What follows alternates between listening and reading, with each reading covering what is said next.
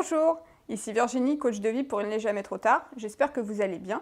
Aujourd'hui, je voudrais vous parler d'une héroïne de celle qu'on pourrait prendre comme modèle. Comme je vous en ai parlé dans une vidéo récente, Kim ou Hilary, la force de nos modèles, qui parle du choix de nos modèles et de nos héros, et l'influence qu'ils peuvent avoir sur notre vie. J'ai découvert Viv Albertine à travers sa biographie de fringues, de musique et de mecs. C'est une battante, une femme au parcours atypique et non linéaire, qui prouve que l'on peut être plusieurs personnes dans une vie, une précurseuse, une artiste hors du commun.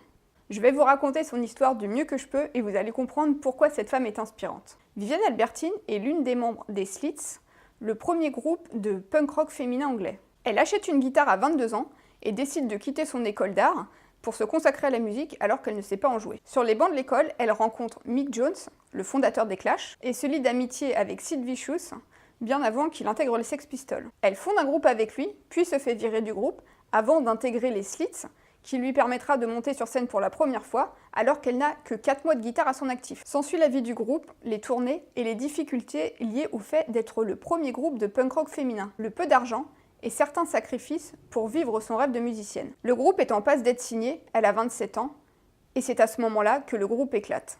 S'ensuit la fin des Slits. Retour à la vie normale.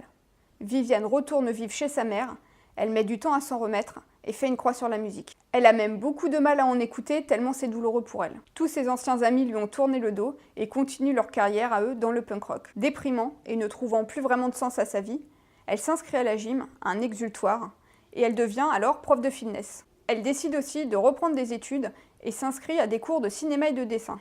3 ans plus tard, elle obtient son diplôme et trouve un travail dans la production vidéo. Elle rencontre un homme, se marie à 37 ans et décide d'avoir un enfant. S'ensuivent les difficultés du couple. D'abord les difficultés d'avoir un enfant, puis ensuite Viv a de gros problèmes de santé, elle a un cancer. Elle accouche d'une petite fille, mais ne pourra plus avoir d'enfant. Elle se réfugie dans sa vie familiale et devient femme au foyer. Ses années punk sont bien loin. Sa vie est rangée, comme il faut, mais il lui manque quelque chose. Lorsque l'on essaye d'enfouir sa passion, elle ressurgit forcément à un moment. Il suffit parfois d'une rencontre, et que quelqu'un fasse ressurgir en vous la flamme. Et c'est ce qui arriva lorsqu'elle rencontra Vincent Gallo, qui est un artiste de l'underground américain. Elle décide de faire le point et de prendre un peu de temps pour elle en renouant doucement avec son passé. Vivian a presque 50 ans déjà. Elle part aux États-Unis pour retrouver les Slits, qui se sont reformés et ont une nouvelle guitariste. Elle sent le décalage entre sa vie et la vie de ses anciennes compagnes. Mais elle accepte quand même quelques dates de concert, comme au bon vieux temps. Son mariage bat de l'aile depuis un moment. Elle fait quelques concerts avec les Slits, mais ne se sent plus à sa place. Et comme elle dit, c'était avant qu'il fallait se battre pour le groupe, maintenant, jouer des chansons d'il y a 20 ans, cela n'a plus aucun sens. Elle abandonne donc le projet et rentre chez elle. Elle se sent enfin prête à faire de la musique toute seule. Elle décide de repartir de zéro, d'apprendre vraiment la guitare. Elle a des textes et elle veut chanter. Elle déteste sa voix, mais elle se doit de chanter pour porter son message. Elle écume les jams et les open mic pendant plus d'1 an, jouant 2 morceaux devant des motards avinés et essuyant un tas de critiques par rapport à son âge. Peu de gens comprennent sa démarche. Pourquoi est-ce qu'une mère de famille se lance dans la musique après 50 ans? Ces textes parlent de la condition féminine, du rôle de la femme dans la société, de son expérience de femme au foyer, de sa condition de mère, de sa condition d'épouse, des sacrifices, etc. Son mari lui pose alors un ultimatum, tu arrêtes la musique ou alors c'est fini. Et il ajoute même, tu ne vaux rien, tu es trop vieille, ce que tu fais c'est une perte de temps. S'ensuit un divorce. Viv se retrouve seule, sans ressources, étant donné qu'elle était femme au foyer. Elle repart encore à zéro, mais ne perd pas la foi. Elle renoue avec certaines anciennes connaissances musicales et commence à faire des premières parties de concert. Elle enregistre enfin un album qui lui ressemble, punk, sophistiqué et sincère à la fois. Elle est reconnue par ses pairs en tant qu'artiste et musicienne à part entière. Si j'ai voulu vous parler de Viv Albertine, c'est parce qu'elle fait partie de ces femmes qui ont fait bouger les choses, tant sur le plan musical que sur la place des femmes dans la société.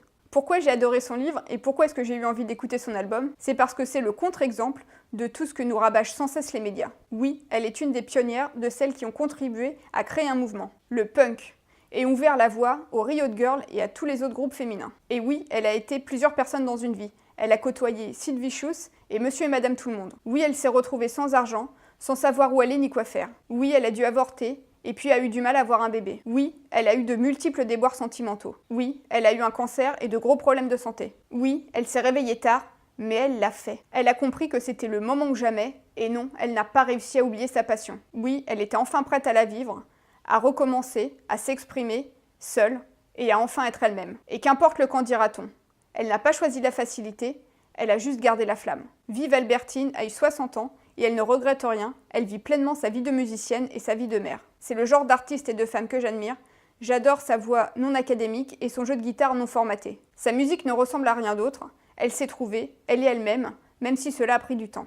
Il est vrai que le temps passe vite, mais lorsque je vois ce genre de femme, je n'ai plus peur de vieillir. Je me dis que tout est possible et que la réalisation de soi prend du temps. Et que c'est bien dommage que les médias ne se penchent pas assez sur ces artistes féminines hors du commun. Au lieu de nous servir en permanence des success stories de jeunes filles qui répondent aux standards, de ce que l'on veut nous faire voir comme la réussite formatée d'une vie. Et oui, rien n'est figé. Le chemin parcouru fait qu'on se trouve à un moment. Merci, vive Albertine. Je vous remercie pour votre attention. Si vous avez aimé cette vidéo, n'hésitez pas à la partager. Je vous invite aussi à vous abonner à la chaîne Il n'est jamais trop tard coaching pour d'autres vidéos prochainement. Je vous dis à bientôt.